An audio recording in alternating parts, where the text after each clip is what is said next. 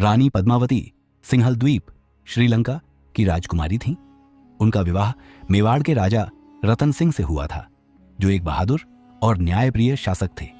चित्तौड़ का किला उस समय राजपूत शौर्य का प्रतीक था। राजा रत्न सिंह की रानी पद्मावती की सुंदरता की चर्चा पूरे भारत में थी। जब दिल्ली के सुल्तान अलाउद्दीन खिलजी को उनकी सुंदरता के बारे में पता चला, तो उसने किसी भी कीमत पर उन्हें पाने की ठानी। खिलजी ने चित्तौड़ पर आक्रमण करने की योजना बनाई। अलाउद्दीन खिलजी ने राजा रतन सिंह को यह संदेश भिजवाया कि वह बिना युद्ध के ही रानी पद्मावती को देखना चाहता है।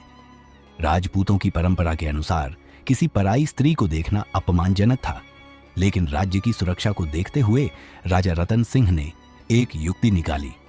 उन्होंने पद्मावती को दर्पण में खिलजी को दिखाने की योजना बनाई। जब अलाउद्दीन खिलजी ने पद्मावती का प्रतिबिंब देखा, तो वह उसे पाने के लिए पागल हो गया।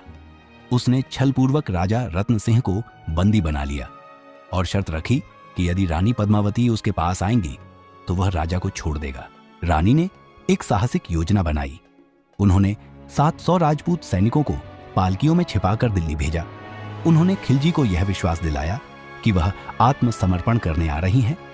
जैसे ही पालकियां खिलजी के किले में पहुंची, अंदर से राजपूत सैनिक निकले और राजा रत्न सिंह को छुड़ाकर वापस चित्तौड़ ले आए। इससे क्रोधित होकर अलाउद्दीन खिलजी ने पूरे बल के साथ चित्तौड़ पर आक्रमण कर दिया।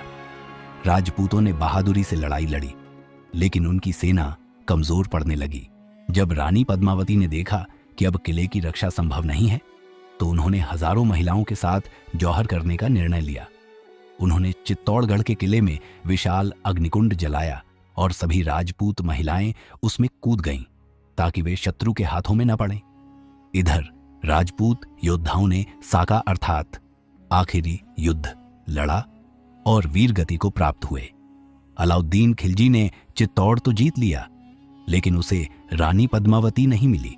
रानी पद्मावती का बलिदान अमर हो गया।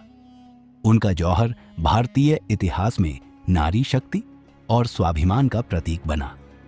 चित्तौड़ का किला आज भी उनकी वीरता की गाथा गाता है।